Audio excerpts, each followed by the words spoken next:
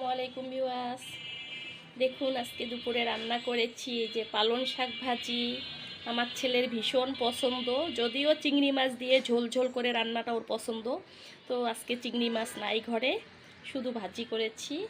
আর এদিকে দেখুন আলুর ভর্তা রয়ে গেছে, ডাল আছে পাতিলে, গতকালকের একটু মুরগির মাংস আছে, এই যে ডাল, এখানেও ডাল আছে। আর এই যে সবজি রান্না করেছি পাতিল ভরে।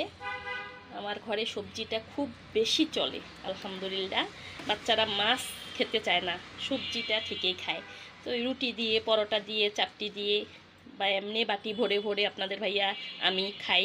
ভীষণ চলে আমার ঘরে এই সবজিটা, শীতের সবজি সব সবজি মিলিয়ে। এই যে দেখুন পাতিল ভরে রান্না করেছি, এটা একদম আজকে চলবে দুপুরে রাতে ইনশাল্লাহ। আর এই যে সাথে ডিম আছে, বাচ্চারা একটু 19-20 একটু বিরক্ত করলে ডিম ভাজি, সবজির সাথে ডিম ভাজি দারুণ লাগে খেতে, আমার বাচ্চারা খুব পছন্দ করে মাশাল্লাহ।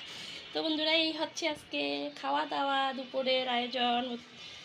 তো বলবেন তো সবজি আমরা অনেক বেশি পছন্দ করি, আমার সবজি কেমন হয়েছে অবশ্যই কমেন্টস করে বলবেন।